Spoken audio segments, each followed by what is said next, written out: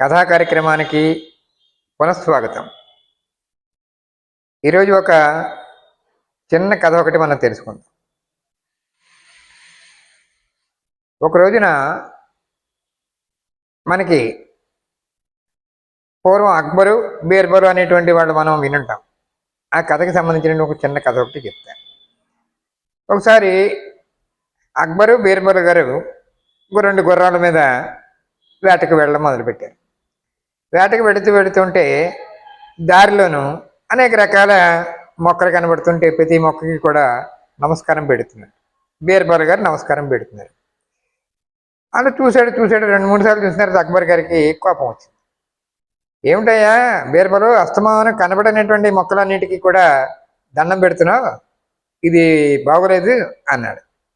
అది కాదండి, నాకు మొక్కలన్నా చెట్లన్నా పుట్లన్నా కూడా చాలా ఇష్టం అండి, మా సాంప్రదాయం ప్రకారం మేము దండం పెడుతుంటామండి అన్నాడు. ఆహా అలాగా అని చెప్పి ఎప్పుడైతే నమస్కారం పెట్టాడో ఒక చెట్టు దగ్గరికి మళ్ళీ దిగి ఆ చెట్టుని మొత్తం కూడా నేల మొత్తం చేసి పీకేసి పాడేసి, చూడు మీ చెట్టుని మొత్తం నేను నలిపాడేశాను అన్నాడు. ఏమంటాడు రాజుగారు? మాట్లాడలేడు. బీర్బల్ ఏం చేశాడంటే చాలా బాధపడుతూ సరే అని చెప్పి రాజుగారి వెనకాల కొద్ది దూరం వెళ్ళాడు.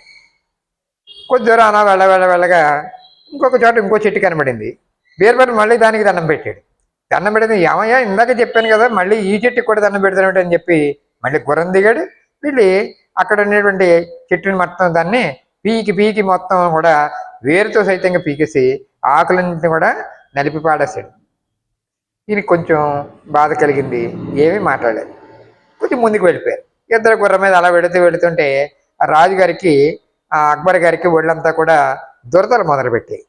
కళ్ళు ఒళ్ళంతా దురదలు గోక్కుంటూ ఉంటే ఏమిటయ్యా బాబు ఇది అలా దురదలు పడుతున్నాయి, ఏమైంది అన్నట్ట. ఏం లేదండి, ఇది మా నాన్న చెట్టు అండి, దీన్ని దూలగొండకంటారండి, మా నాన్నకి కోపం ఎక్కువలండి, అని చెట్టు పీకేశారు కదా అని చేత కోపం వచ్చింది అన్నట్టు.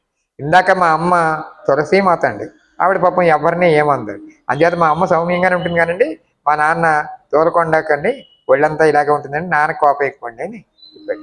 అంటే మన దేశంలో ప్రకృతిని ఆరాధించేటువంటి మనస్తత్వం కలిగినటువంటి మన హైందవ సాంప్రదాయం. దాన్ని కొంతమందికి నచ్చలేదు. కాబట్టి తులసీమాత అయిన ఉన్నప్పటికీ ఇది రాజుగారికి బుద్ధి చెప్పకుండానే చెప్పినట్టుగా చెప్పాడు. ఇది ఈ కథలో ఉండేటువంటి నీతి. మన ధర్మాన్ని, మన ప్రకృతిని మనం తులసీమాతని, మనకు ఉండేటువంటి 5 మాతలు ఉన్నాయి. తులసీమాత, గంగామాత, భూమాత, భూమాత, ఇటువంటి మాతలే మన కన్నమాత. ఈ 5 మాతల్ని గౌరవించడమే మన హైందవ సాంప్రదాయం. ధన్యవాదాలు.